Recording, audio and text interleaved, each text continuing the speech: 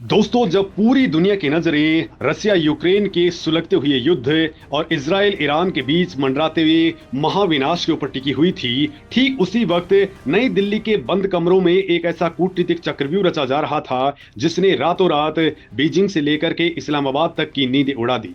क्या दोस्तों, आप सोच सकते हैं कि बिना एक भी गोली चलाए, बिना कोई युद्ध लड़े, भारत ने एशिया का सबसे बड़ा पावर गेम पलट करके रख दिया है। 3 अगस्त 2026 की तारीख दुनिया के जियोपॉलिटिकल इतिहास के अंदर एक ऐसे साइलेंट मास्टर स्ट्रोक के रूप में दर्ज हो चुकी है जिसकी भनक ड्रैगन की खुफिया एजेंसियों को भी तब लगी जब बाजी पूरी तरह से उनके हाथ से निकल चुकी थी। जब ग्लोबल सुपर पावर्स हथियारों और धमकियों की भाषा बोल रहे थे, तब भारत ने सेंट्रल एशिया के हार्टलैंड उज्बेकिस्तान के साथ में एक ऐसी ग्रैंड स्ट्रेटेजी को अंजाम दिया है जो चाइना के अरबों डॉलर वाले बीआई प्रोजेक्ट को सीधा शमशान का रास्ता दिखा रही है। दोस्तों, आधुनिक कूटनीति के अंदर इसे एक्सटेंडेड नेबरहुड पॉलिसी कहा जाता है। 3 अगस्त 2026 को उज्बेकिस्तान के विदेश मंत्री बख्तियार सैदाव नई दिल्ली पहुंचे।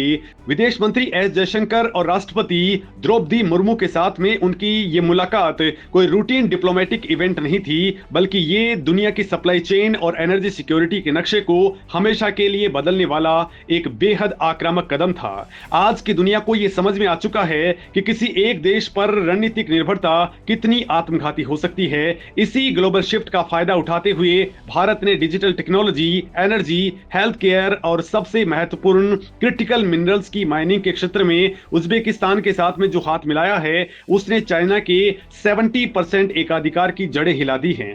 दोस्तों, अब सवाल ये उठता है कि आखिर उज्बेकिस्तान की खदानों में ऐसा कौन सा खुफिया खजाना दफन है जिसके लिए भारत ने इतनी बड़ी बिछात बिछाई है। तो दोस्तों, इसका जवाब है रेयर अर्थ मिनरल्स। आज के समय के अंदर दुनिया का 70 से लेकर के 80% rare earth supply chain China की मुट्ठी में है। आप चाहे मॉडर्न डिफेंस इक्विपमेंट्स की बात करें, एडवांस माइक्रोचिप्स की बात करें या फिर ग्रीन एनर्जी की, इन सब के लिए क्रिटिकल मिनरल्स का होना जीवन और मौत का सवाल है। दोस्तों, उज्बेकिस्तान के पास में यूरेनियम, तांबा, लोहा और रेयर अर्थ एलिमेंट्स का एक विशाल और अछूता भंडार है। चाइना पिछले एक दशक से अपनी बेल्ट एंड रोड इनिशिएटिव यानी बीआरआई के जरिए मध्य एशिया के अंदर कर्ज का जाल बिछा रहा था। उसका प्लान यूरोप तक सीधा रास्ता बनाने और यूरेशिया के पूरे आर्थिक तंत्र को निगलने का था, लेकिन भारत ने चाइना की इस मोनोपोली को बाईपास करते हुए सीधे उज्बेकिस्तान की माइनिंग इंडस्ट्री के अंदर एंट्री मार ली है। दोस्तों, उज्बेकिस्तान में इन दिनों चाइना के डेट ट्रैप यानी कि कर्ज के जाल के खिलाफ भयंकर गुस्सा उबल रहा है। वहां की जनता और पॉलिसी मेकर्स को यह डर सता रहा है कि चाइनीज इन्वेस्टमेंट धीरे धीरे उनकी आर्थिक संप्रभुता और सांस्कृतिक पहचान को खत्म कर देगा। भारत ने ठीक इसी टाइमिंग के ऊपर अपना दांव चला है। जहां चाइना देशों को कर्ज के बोझ तले दबा करके उनका खून चूसता है, वहीं भारत ने कैपेसिटी बिल्डिंग, पारदर्शी निवेश और सुरक्षित साझेदारी का मॉडल पेश किया है। दोस्तों, अब भारत को अपने हाईटेक मैन्युफैक्चरिंग सेक्टर को जिंदा रखने के लिए चाइना के आगे गिड़गिड़ाना नहीं पड़ेगा। और दोस्तों, सिर्फ चाइना ही नहीं, इस मास्टर स्ट्रोक ने पाकिस्तान की आईएसआई और वहां के आतंकी आकाओं का भी उनके ही आंगन के अंदर दम घोट दिया है। दोस्तों, पाकिस्तान हमेशा से सेंट्रल एशिया को अपने इस्लामिक भाईचारे का गढ़ मानता था। उसे लगता था कि धर्म के नाम पर वो मध्य एशिया के देशों को अपनी अंगुलियों पर नचा लेगा, लेकिन उज्बेकिस्तान खुद इस्लामिक मूवमेंट ऑफ उज्बेकिस्तान से कट्टरपंथी और आतंकी संगठनों का शिकार रहा है। दोस्तों, विदेश मंत्री एस जयशंकर ने बख्तियार सैदाव के साथ में बातचीत में जिस आक्रामकता के साथ में आतंकवाद पर जीरो टॉलरेंस का मुद्दा उठाया, वो सीधे तौर पर पाकिस्तान के लिए एक फाइनल वार्निंग थी। दोस्तों, भारत और उज्बेकिस्तान दोनों ने पूरी दुनिया के सामने ये साफ कर दिया है कि सीमा पार आतंकवाद और आतंकवादियों को पनाह देने वाले सेफ हेवेंस को अब किसी भी कीमत पर बर्दाश्त नहीं किया जाएगा। इसके पीछे एक और बहुत बड़ा कारण है और वो है नार्को टेररिज्म। दोस्तों, अफगानिस्तान और पाकिस्तान से लगे गोल्डन क्रिसेंट के रास्ते जो नशे की तस्करी होती है, उसने उज्बेकिस्तान और भारत दोनों की सुरक्षा को दांव पर लगा रखा है।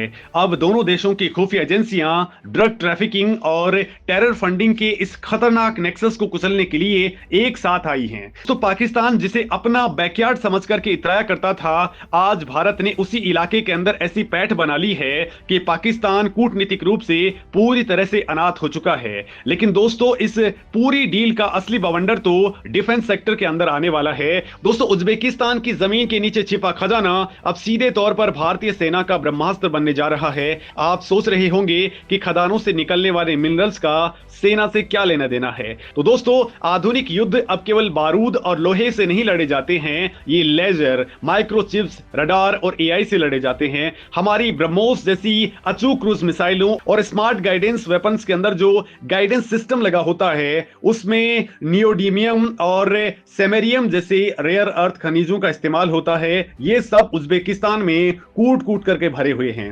इतना ही नहीं, भारतीय सेना के आधुनिक सोनार सिस्टम, रडार नेटवर्क और सबसे खास तौर पर हमारे फ्यूचर स्टेल्थ फाइटर जेट जैसे कि एमका प्रोजेक्ट की रडार एब्जॉर्बिंग कोटिंग इन्हीं क्रिटिकल मिनरल से तैयार होती है।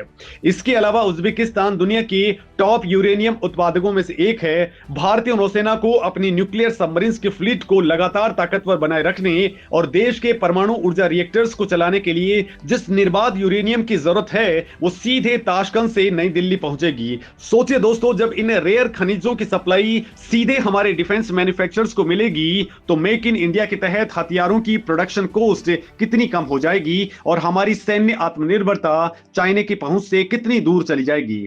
अब दोस्तों अगर आप सोच रहे हैं कि उज्बेकिस्तान अचानक भारत पर इतना मेहरबान क्यों है, तो इसके पीछे 300 साल पुराना एक ऐसा दफन राज है जिसे इतिहास की किताबों के अंदर लगभग मिटा दिया गया है। दोस्तों भारत और उज्बेकिस्तान का रिश्ता केवल आज की जियोपॉलिटिक्स का हिस्सा नहीं है, बल्कि यह प्राचीन सिल्क रोड की गहराइयों के अंदर रचा बसा है।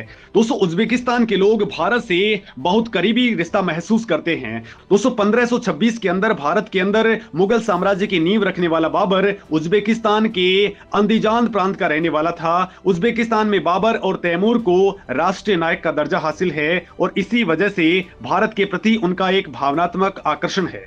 लेकिन दोस्तों इससे भी बड़ी बात जो आज उज्बेकिस्तान को भारत का मुरीद बनाती है वो है 1717 का खौफनाक अकाल। दोस्तों प्रख्यात इतिहासकार स्कॉट सी लेवाइस के ऐतिहासिक शोध के अनुसार 18वीं सदी की शुरुआत के अंदर मध्य एशिया के अंदर भयंकर भूखमरी और अस्थिरता फैल गई थी। उस वक्त समरकंद के लगभग 12,000 लोग अकाल और मौत से बचने के लिए अपना देश छोड़कर के भारत आ गए थे। उस समय भारत ने इन शरणार्थियों को रोजगार, पनाह और नई जिंदगी दी थी। ये इतिहास उज्बेक लोगों के डीएनए के अंदर बसा है कि जब उनके ऊपर सबसे बड़ा संकट आया था तो भारत ने उनके लिए अपने दरवाजे खोले थे।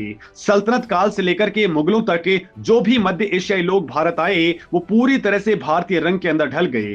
दोस्तों आज भी वहां के सूफीवाद, खानपान और आर्किटेक्चर के अंदर भारत की झलक साफ दिखाई देती है। इसी ऐतिहासिक नींव पर आज भारत ने एक ऐसी साइलेंट सॉफ्ट पावर स्ट्रेटेजी तैयार की है जो दुनिया के किसी भी हथियार से ज्यादा ताकतवर है। दोस्तों राजनीति और कूटनीति अपनी जगह है, लेकिन उज्बेकिस्तान के लोग भारत को अपने दिल में बसाते हैं। दोस्तों राज कपूर की आवारा फिल्म से लेकर के मिथुन चक्रवर्ती के डिस्को डांसर तक उज्बेकिस्तान की सड़कों पर बॉलीवुड का जादू सिर चढ़ करके बोलता है। वहां के लोग आज भी हिंदी गाने गाते हैं। राष्ट्रपति द्रौपदी मुर्मू ने अपने ऐतिहासिक संबोधन के अंदर एक बहुत बड़ा आंकड़ा दुनिया के सामने रखा है। दोस्तों आज की तारीख के अंदर 16,000 से ज्यादा भारतीय छात्र उज्बेकिस्तान की यूनिवर्सिटीज में पढ़ रहे हैं, जिनमें से ज्यादातर मेडिकल के स्टूडेंट्स हैं। इसके साथ ही भारत सरकार के Indian technical and economic cooperation यानी कि आईटेक प्रोग्राम के तहत 3,000 से ज्यादा उज्बेक अधिकारियों, प्रोफेशनल्स और नीति निर्माताओं ने भारत के अंदर आकर के ट्रेनिंग ली है।